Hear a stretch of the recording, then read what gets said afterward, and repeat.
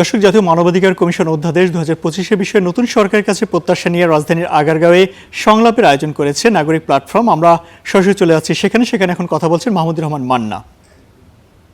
এখন সবাই এরকম ভালো ভালো কথা বলছেন, 2 দিন পরে একটু নিজের গায়ে যখন আসবে বেয়াদবি নিয়েন না।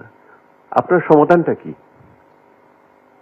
সমাধান তো অনেক লম্বা আলোচনা তো করতে এখন না, 2 মিনিট আমি এটা দিয়ে বলতে চাচ্ছি যে অ্যাজ ইট ইজ পাস করবার পক্ষে আপনারা না বলেন, ওই স্পেস রাখেন, কেমনি রাখবেন সেটা আপনারা বুঝবেন।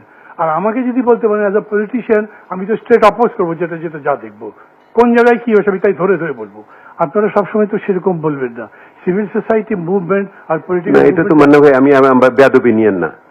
এটা তো অনেক আলাপ আলোচনার ভিতর দিয়ে এসে আজকে এখানে উপনীত হয়েছে, এবং সারা বা অন্যরা যেই দোষ ত্রুটির কথা বলা হচ্ছে সেটা একেবারেই কগনিজেবল এবং কারেক্ট।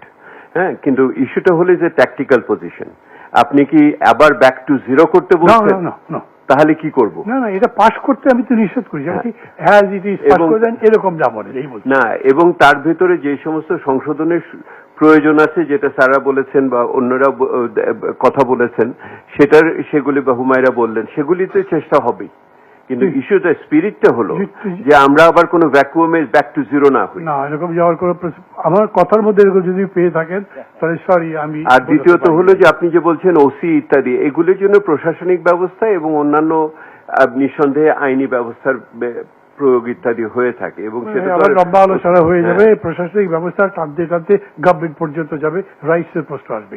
আমি শুধু একটা উদাহরণ বলছি, এরকম তো হয়।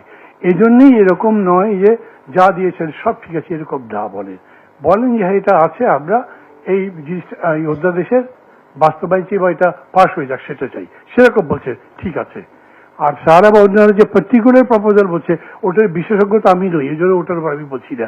এটার আমি বিশেষজ্ঞ নই, কিন্তু সময় থাকলে কিছু জায়গায় আমি বলতেই পারতাম, হয়তো কনস্ট্রাকশনটা আরো বেটার কিভাবে হতে পারতো, যাচাই বাছাই কমিটি বেটার কিভাবে হতে পারতো, তহবিলের কথা যে বলছেন সেটার বেটার সোর্সিং কিভাবে হতে পারতো, আদেশ যাতে দিতে পারে তা যাতে কার্যকরী হয় কিভাবে হতে পারতো। কিন্তু আমি মনে করি এগুলোর জন্য সিপিডি ইজ ওয়ার্কিং ওয়ান্ডারফুল। অতএব আমি শুধু নাগরিক প্ল্যাটফর্ম, হ্যাঁ, নাগরিক প্ল্যাটফর্ম, ওকে, নাগরিক প্ল্যাটফর্ম ইজ ডুইং ওয়ান্ডারফুল, আমি বলি।